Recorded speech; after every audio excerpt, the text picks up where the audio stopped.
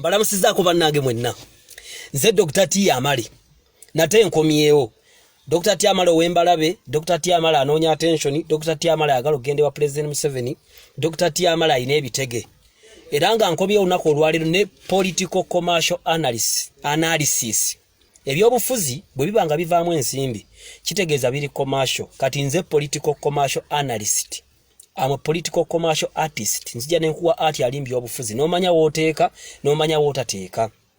Nyinza okuba ndi musiru. Naye obusiru bwange bulungi kubanga ate abagezi banvuma. Nate nze sobola kwogera bigawe boogera babagezi. Kati mu mbeera eyo obusiru bwange ne bubanga bulungi nnyo. Bw'oba oyagala okunzita kyangu nnyo. Linda karantini eggwe ojje ku masengere ku BBS Telefine na ku reception bajja kumpita nveeyo. Engeri gye sina magezi ndege gendi akatono ojja kwangwira okunkuba oluyingwe wali nempewo ensuule mfe. Bw'oba oyagala okunzita ekifo ekyokubiri osobola okugenda ku kyaki yange oyite naakulabya waliwo ekiti ekinene nga katale nokkirira wansi eyo mu kiwuunya waliyo kyaki bagiyita Volunteers of Salvation Outreach. Awo mbeerawo buli lunaku kyangogera nga nfuluma n'onkuba essasi. Ewala woyinza okunnindira nsula Seguku tuuka ku roofing ze Seguku oyambuke ekikubo kiri awo kigenda ku kyaki bagiyita Abundant Life Church oba oyite eri nga kamiliyoni gyayita waggulu eri Seguku oyambuke awo kyangu okunzita. Abanvuma mwebali twabimanyira kubanga Yesu byagenda okujja yasangawo abasajja abamanyi ebyawandiikibwa nga bamanyi okubikula Bible okugijja ne bagituusa wali be baali abasaddukaayo n'abafalisaayo. Naye abajeregera bwati n'abalaga nti balina kye bamanyi neki n'agenda n'abavubi abantu abatalina makulu byatambulanga nabe yabuliranga nabe enjiri. Yesu yali musajja eyeewuunyisa. So ekyokubiri abawolereza mukulu Stella Nyanzi Professor Omulamba ninga awemula n'abawolereza MP nga zaake onaleba Omulamba ayagala okujja mbuyinza ninga tamanyi na kwogera mu bantu Uganda erabye. Ebyo nze njogera kyenjagadde siri munnabi abufuzi am a political commercial analyst. Kyokka ate olina okuwuliriza ebigambo byange kubanga Bible egamba bweti mu Ecclesiastics ye mubuulize Ecclesiastics ekikyula y'okuna olunyiro 13 nti omulenzi omwavu omugezigezi asinga kabaka omukadde omusiru atamanyi kyakubuulirirwa. Omulenzi omwavu Dr. T omugezigezi asinga kabaka omusiru. Kabaka yaani mu Bible? Kabaka ye muntu akeera n'agenda akola sente. Kabaka mu Bible kitegeeza bya nsimbi, kitegeeza position, kitegeeza byanfuna. Kabona kitegeeza omuntu abeera ddala ku yeekaalu nga taviirawo ddala.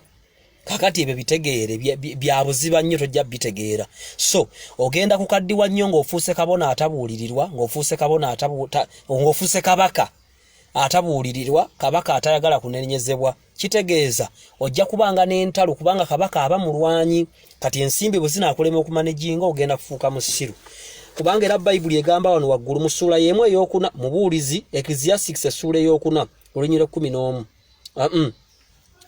Babiri olunyiro olw'omwenda babiri basinga omu kubanga baba n'empeera ennungi olw'okutegana kwabwe. Kubanga bwe bagwa omu aliyimusa munne naye zimusanze wali yekka bwagwa so talina munne amuyimusa. Naye babiri bwe bagalamira awamu be babuguma naye omu ayinza atya okubuguma bw'aba yekka. Era omuntu bw'asinga oyo ali yekka ababiri be balimusobola. N'omugwa ogw'emiyondo 3 tegutera kukutuka. Ekigambo kino kyetegereze nti n'omugwa ogw'emiyondo 3 tegutera kukutuka. Bwe twogera mu numbers mu bwakabaka bwa Katonda 3 etegeeza Father, Son, Holy Spirit.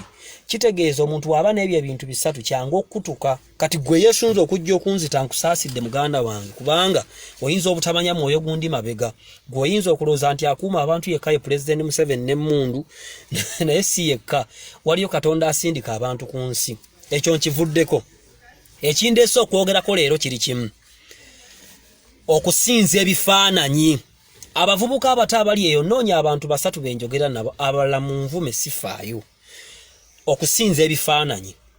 Bible egamba bweti Katonda mu mateeka ge yawa Musa erisooka genda osome Exodus, genda osome Okuva, genda osome Numbers, genda osome Deuteronomy.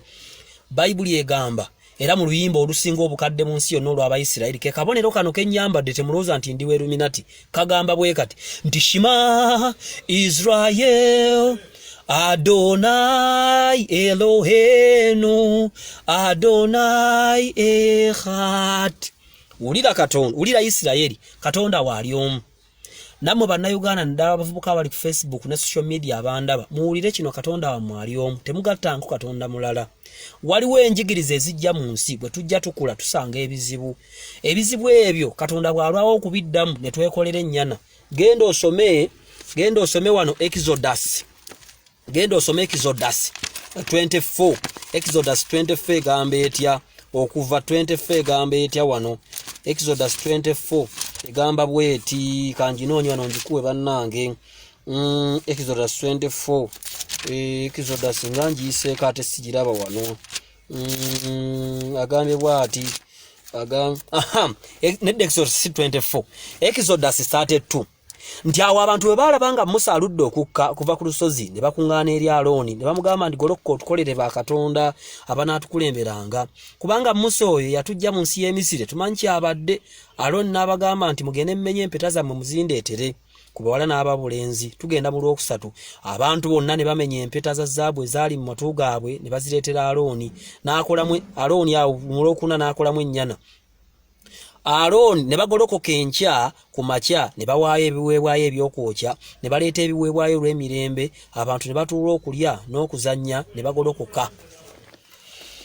Kya bulijjo abantu kasita balaba Katonda aluddewo okubaddamu nga beekolera ennyana z'olwaliro be bannabyabufuzi abali ku opposition n'abali mu gavumenti. Wali abalowooza nti President Museveni ye Katonda waabwe naddala Abanyankole n'Abakiga n'Abanyarwanda. Era oli omusanga mu mabaala nga aduula okufa ayina kapisto wana amanyi Museveni talivaako. Nkujjukiza ssebo Amini n'obotenga kwali abalango bajooga ensi eno ne bajooga buli muntu yenna ne bakuba omuggo ne bagwa. Naawe bw'obanga ojooga abantu onyomerera abantu oli mu sirikale okola mu State House okola mu poliisi ng'olowooza ensi etekulaba ensi ekulaba olunaku lumu ojja kugwa. Abali ku opposition mumanyi okukola ennyana nti eyo teyogerwako bw'oyogera ku eyo ennyana kato mama oyogedde Katonda oyogera oyo tayogerwako oyo kamwogeddeko tugenda kumutta. Nedda waliyo Katonda abeera mu ggulu atuula ku bakerubi ne baserafi ayina obuyinza kufa n'amagombe ayita enjuba ku makya nevaayo yatuwa omukka yenannyini magye erinnya lye ye Rafa Erohenu Katonda w'olubereberye era ow'enkomerero yoyo akuuma abanaku n'awolereza abaasobya ne bannamwandu. Muganda wange tolowooza nti waliwo munnabyabufuzi alinga Katonda ne bw'abeera President Museveni talinga Katonda. Tulabyeko abakulembeze nga babatta ne babawalula mu luguudo emisana ttuku kasita beefuula ba Katonda. So n'abali ku opposition mukoze ennyana mpitirivu nnyo. Struggle y'okujjako Museveni nze nzijjukira atandikira ku Kawanga Ssemwogere bamukuba akalulu neddako 98 awo ne wajja Seya Ssebaggala banne bannakampala mwakola ennyana ya Seya Ssebaggala. Ebyo ebiseera nga bw'oyogera ku Seya Ssebaggala Haji alagidde ne bakuba abantu kibooko empitirivu. Seya Ssebaggala tetumanyi nnyana eyo oba baagisaanuusa oba yakola etya na kati gyeri biri gumu ne bafuukayo Besigye maasombira omusajja omunuuzi kyoyaagala kizaamu amaanyi neegendedde bannange ensi yonna nga bayogera ku Besigye bajula kulyamu matu maama nyabo. By the way abo abantu ababiri Kyakaali gwe baakaleeta mu Uganda tewannabaawo omuntu amuleeta. Kyakaali Dr. Kanokiza Besigye gwe yakaleeta mu Uganda ne oli omwami oli Seya Ssebaggala tewali yamuleese wano.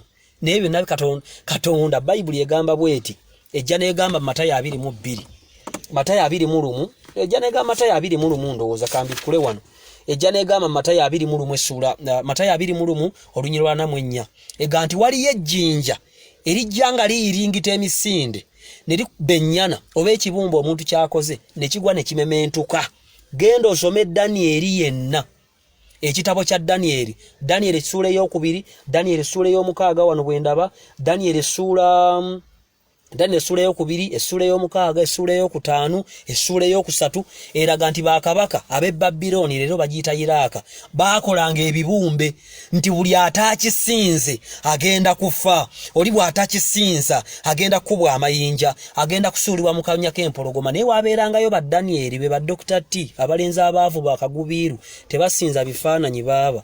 Omuntu mulabanga muntu gwe bw'omulaba si bwe mulaba otherwise nze sisinza kifaananyi buli muntu mulabanga muntu ne muwe ekitiibwa kye nitewali ayinza kuvaana ngamba nti ogedde ku gundi ogenda kufa.